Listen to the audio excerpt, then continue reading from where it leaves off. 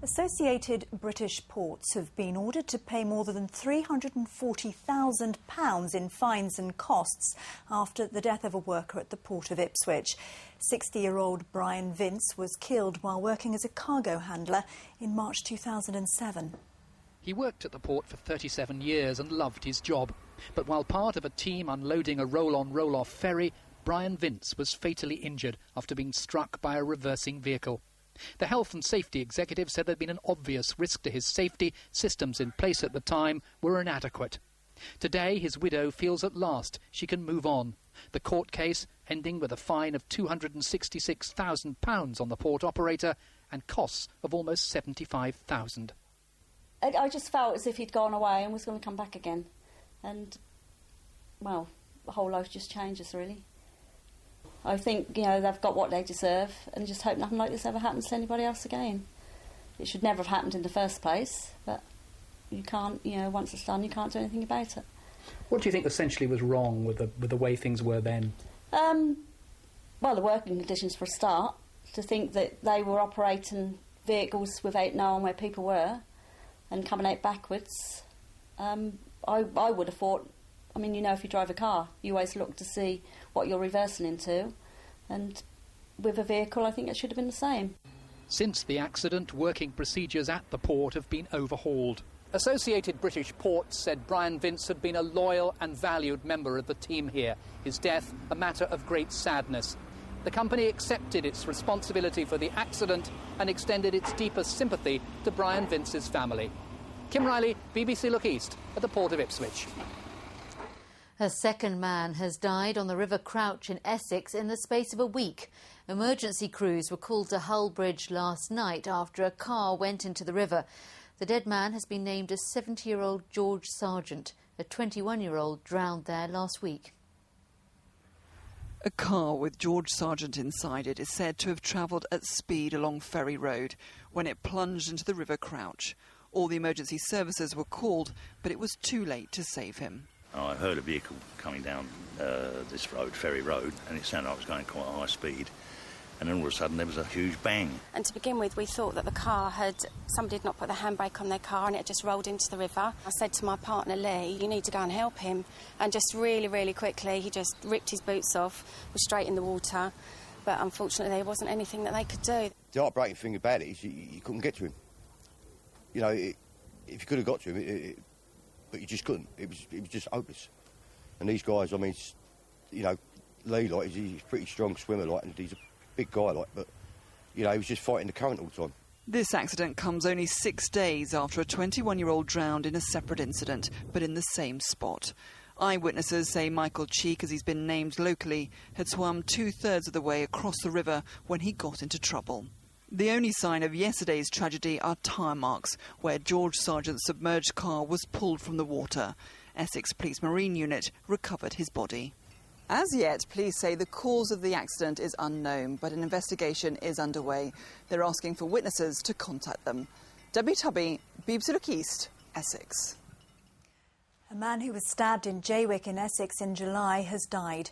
John Smith, who was 58, was also hit by a car in the incident. Essex police are now treating it as murder. A man and a woman have been charged and are due to appear in court on Thursday. The Norfolk-based construction firm R.G. Carter and its parent company have been fined nearly £3 million by the Office of Fair Trading. It follows a 5-year investigation into price fixing during bidding for contracts. More than 100 firms have been fined but can appeal. An elderly children's author from Cambridgeshire has been describing the moment she fought back after being mugged. 81-year-old Jean Adamson was dragged along a road in Streatham after refusing to let go of her handbag. Lorna Hankin reports. As I got near my house and crossed the road to go to it, I suddenly became aware of a young chap rushing silently up behind me, grabbed my shopping basket, and I knew instantly it was a mugging. Jean Adamson is left with a broken arm and severe bruising following her ordeal.